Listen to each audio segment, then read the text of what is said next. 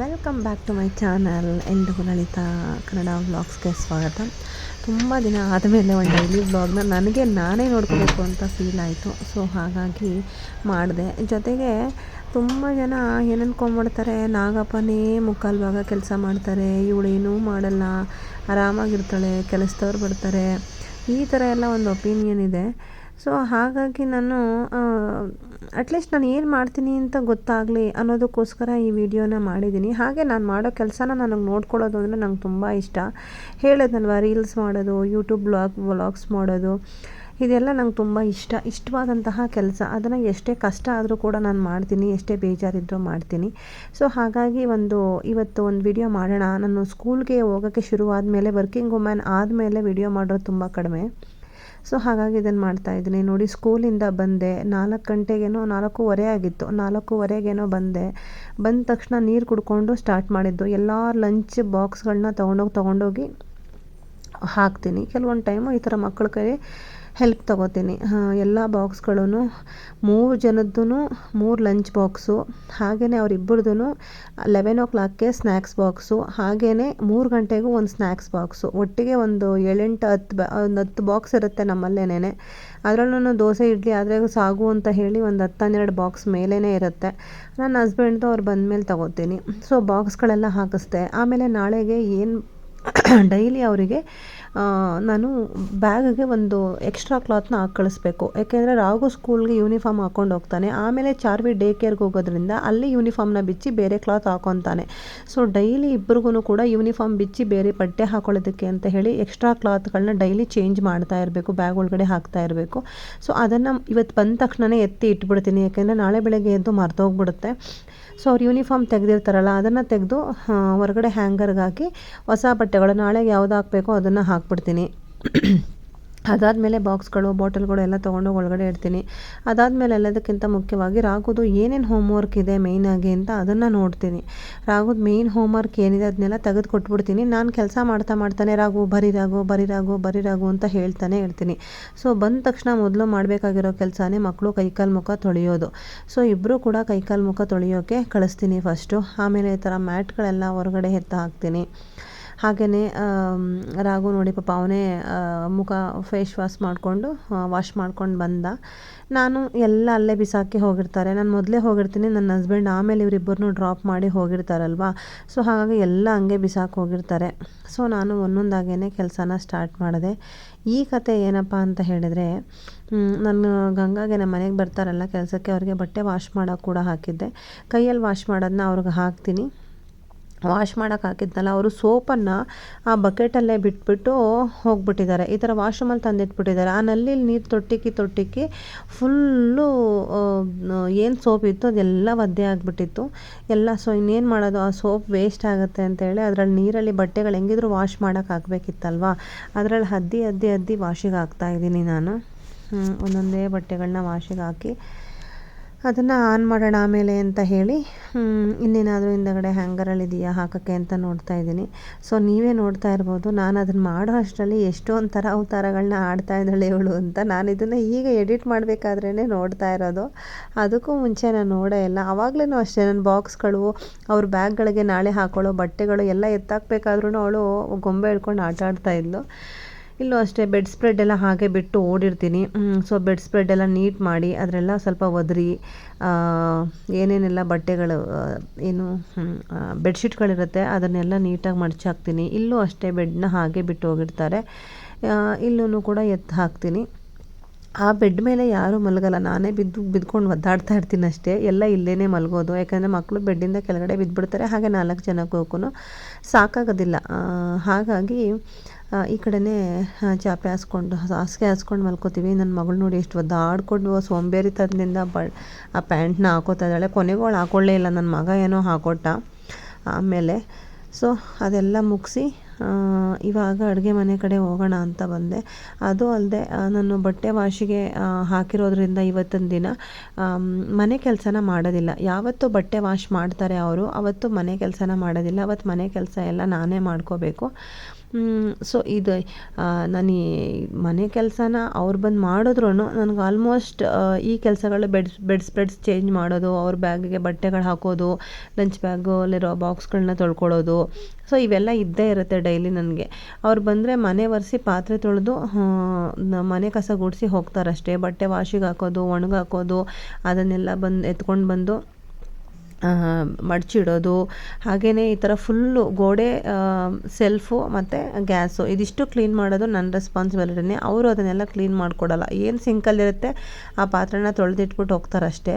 So ಇಲ್ಲೆಲ್ಲ clean ಮಾಡೋದು ಎಲ್ಲ ಹಾಗಾಗಿ ಇಟ್ಟಿರ್ತಾರಲ್ವ, ಅದನ್ನೆಲ್ಲ ಒರೆಸಿ ಕ್ಲೀನ್ ಮಾಡಬೇಕಾಗಿರೋದು ನನ್ನದೇ ರೆಸ್ಪಾನ್ಸಿಬಿಲಿಟಿ ಇರುತ್ತೆ. ಸೊ ನಾವೂ 5 ವರ್ಷದಿಂದ ಬರ್ತಾ ಇದ್ದಾರಲ್ಲ ಅವರು ಬಿಡು ಅಂತ ಹೇಳಿಬಿಟ್ಟು ನಾನು ಪ್ರೆಗ್ನೆಂಟ್ ಆದಾಗ ಅವ್ರನ್ನ ಕರೆಸ್ಕೊಂಡಿದ್ದು. ಅದಾದಮೇಲೆ ಪ್ರೆಗ್ನೆಂಟ್ ಮುಗಿಯೋ ಅಷ್ಟರಲ್ಲಿ ತೆಗೆದಾಕ್ಬಿಡೋಣ, ನಾನೇ ಮಾಡ್ಕೊಂಡು ಹೋಗ್ಬೋದು ಅಂತ ಅಂದ್ಕೊಂಡೆ. ಅಷ್ಟರಲ್ಲಿ ಚಾರ್ವಿ ಪ್ರೆಗ್ನೆಂಟ್ ಆದೆ. ಇನ್ನು ಚಾರ್ವಿ ಪ್ರೆಗ್ನೆಂಟ್ ಆದಮೇಲೆ ಅವನನ್ನು ನೋಡ್ಕೊಂಡು ಅವಳನ್ನು ನೋಡ್ಕೊಳ್ಳೋದು ತುಂಬ ಕಷ್ಟ ಆಗುತ್ತೆ ಅಂತ ಹೇಳಿ ಮತ್ತೆ ಕಂಟಿನ್ಯೂ ಮಾಡಿದೆ. ಮತ್ತು ಇನ್ನೇನು ಬಿಡಿಸೋಣ ಅನ್ನೋ ಅಷ್ಟರಲ್ಲಿ ನಂಗೆ ಜಾಬ್ ಸಿಕ್ತು. ಇನ್ನು ಜಾಬ್ಗೂ ಹೋಗಿ ಎಲ್ಲೋ ಕೆಲಸ ಮಾಡ್ಕೊಂಡು ಇಲ್ಲೋ ಮಾಡೋದಕ್ಕೆ ತುಂಬ ಸ್ಟ್ರೇನ್ ಆಗುತ್ತೆ. ನಾನು ಸ್ವಲ್ಪ ಕೆಲಸಕ್ಕೆ ಅಡ್ಜಸ್ಟ್ ಆಗೋವರೆಗೂ ಇರಲಿ ಅಂತ ಹೇಳಿ ಇಟ್ಕೊಂಡೆ. ಅದಾದಮೇಲೆ NTT ಮಾಡೋಣ ಅಂತಂದೆ. ಇನ್ನು ಓದೋದು ಬರೆಯೋದು ತುಂಬ ಇರುತ್ತೆ ಅಂತ ಕಂಟಿನ್ಯೂ ಮಾಡಿದೆ. ಅದಾದಮೇಲೆ ಇನ್ನೇನು ಕೆಲಸ ಬಿಡಿಸ್ಬೇಕು ಅನ್ನೋ ಅಷ್ಟರಲ್ಲಿ ಮತ್ತೆ ಇವಾಗ ಬಿಗ್ ಸ್ಕೂಲಿಗೆ ಜಾಯ್ನ್ ಆದೆ. ಇಲ್ಲಂತೂ ಕೆರ್ಕೊಳ್ಳೋದಕ್ಕೂ ಪುಡ್ಸೋತಿರಲ್ಲ ನಿಜ ಹೇಳಬೇಕಂತ ಹೇಳಿದ್ರೆ. ಸೊ ಈ ರೀತಿಯಾಗಿ 4-5 ವರ್ಷದಿಂದ ನಾನು ಕೆಲಸದವ್ರನ್ನ ತೆಗಿಯೋಕ್ಕೆ ಆಗೇ ಇಲ್ಲ, ಹಾಗೆ ಕಂಟಿನ್ಯೂ ಆಗ್ತಾಯಿದೆ.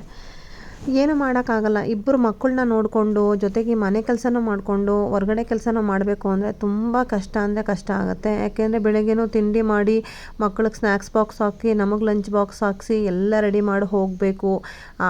ಆ ಬ್ಯುಸಿನಲ್ಲಿ ಮನೆ ಕ್ಲೀನಿಂಗ್ ಅಂತೂ ನೋಡ್ಕೊಳ್ಳೋಕ್ಕೆ ಆಗಲ್ಲ.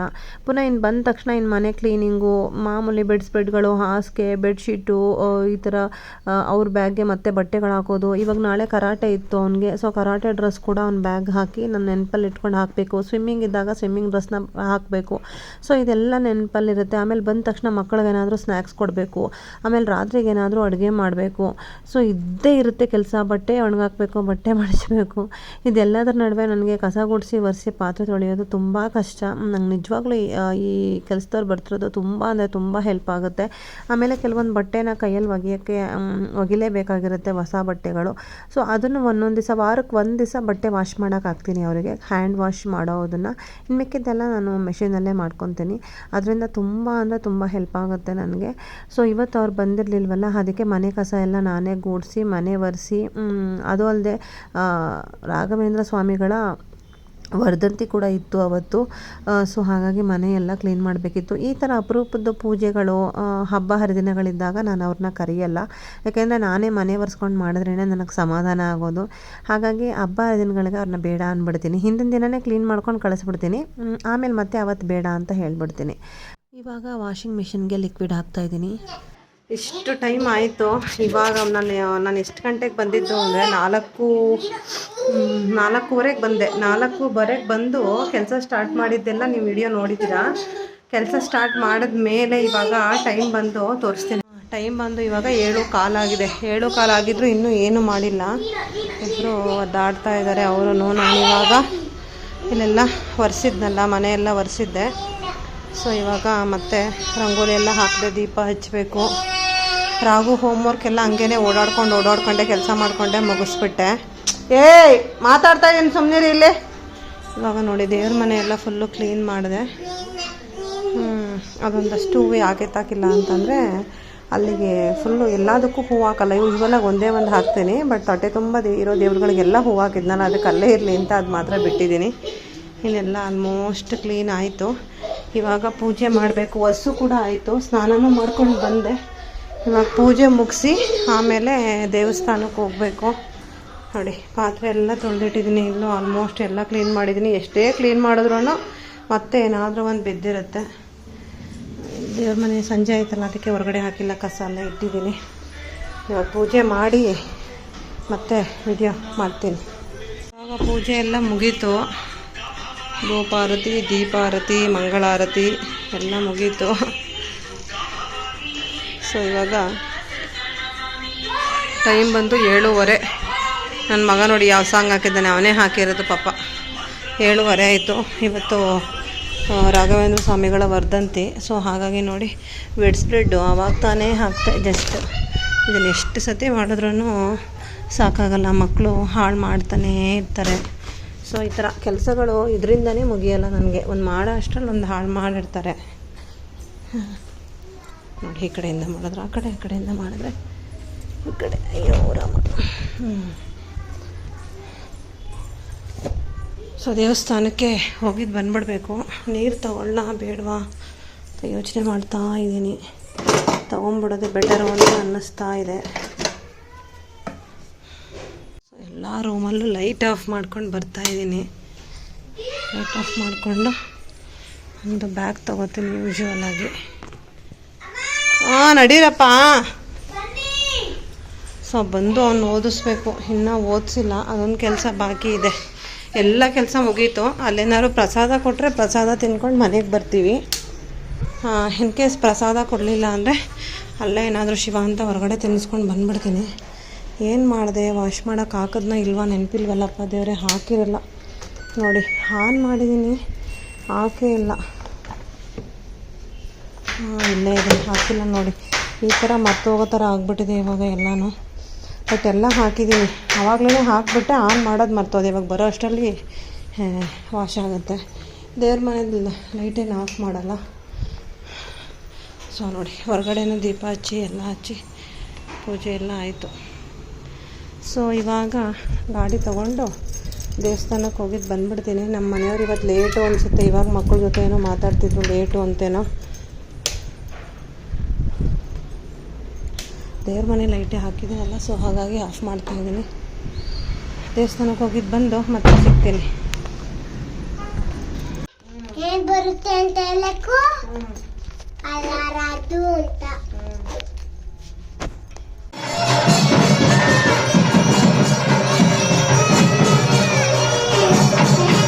ಸೊ ಮನೇಲಿ ಮುಗಿಸ್ಕೊಂಡು ದೇವಸ್ಥಾನಕ್ಕೆ ಬಂದರೆ ಮಂಗಳಾರತಿ ಆಲ್ರೆಡಿ ಅಲ್ಲಿ ಸ್ಟಾರ್ಟ್ ಆಗಿತ್ತು. ವರ್ಧಂತಿ ಇರೋದ್ರಿಂದ ತುಂಬಾ ರಶ್ ಇತ್ತು. ಮಹಾಮಂಗಳಾರತಿ ಆಲ್ರೆಡಿ ಸ್ಟಾರ್ಟ್ ಆಗಿತ್ತು. ನಾನು ಬರೋ ಅಷ್ಟರಲ್ಲೇ 8 ಗಂಟೆ ಆಗಿತ್ತಲ್ವ. ಹಾಗಾಗಿ ಸೊ ಅಲ್ಲಿ ಪೂಜೆ ಮುಗಿಸ್ಕೊಂಡು ಕೈ ಮುಗಿದ್ಕೊಂಡು ಇಲ್ಲೇ ಪ್ರಸಾದ ತಿಂದ್ಕೊಂಡು ನಾವು ಮನೆಗೆ ಹೊರಟ್ವಿ. ಮನೇಲಿ ಅಡುಗೆ ಮಾಡೋ ಕೆಲಸ ಒಂದು ತಪ್ಪಿತು.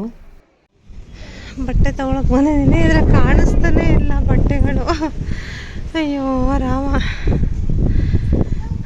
ಮರ್ತೋಗುತ್ತೆ ಅಂತ ಇವಾಗ ದೇವಸ್ಥಾನದಲ್ಲಿ ಪ್ರಸಾದ ಎಲ್ಲ ತಿಂದ್ಕೊಂಡು ಎಲ್ಲ ವ್ಯೂ ಆರು ತೋರಿಸ್ತೀನಿ. ಅಟ್ಲೀಸ್ಟ್ ಬರೋದು ಬಂದಿದ್ದೀನಿ. ಕೆಳಗಡೆ ಒಂದು ಇದು ಬಿತ್ತುಕೋಣ, ಎತ್ಕೊಳ್ಳೋ. ಏನಿಲ್ಲ, ಇರು ಅಲ್ಲೇ ರೀ, ಬರಬೇಡಿ. ನೋಡಿ ಹೆಂಗೆ ಕಾಣಿಸ್ತಾ ಇದೆ ವ್ಯೂ ನಮ್ಮ ಮನೆಯಿಂದ. ಇಸ್ಕಾನ್ ಟೆಂಪಲ್ ಕೂಡ ಕಾಣಿಸುತ್ತೆ ನಮ್ಮ ಮನೆಯಿಂದ. ಕಾಣಿಸ್ತಾ ಇದೆಯಲ್ಲ, ಅದೇ ಉತ್ರಳ್ಳಿ ಇಸ್ಕಾನ್ ಟೆಂಪಲ್.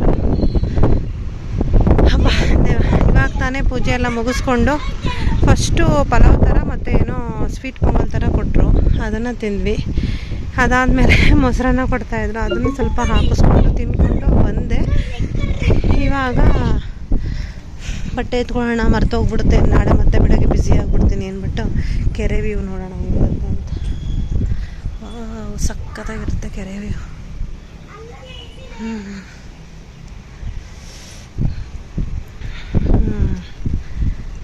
ನಮ್ಮ ರಾಗು ಸ್ಕೂಲು.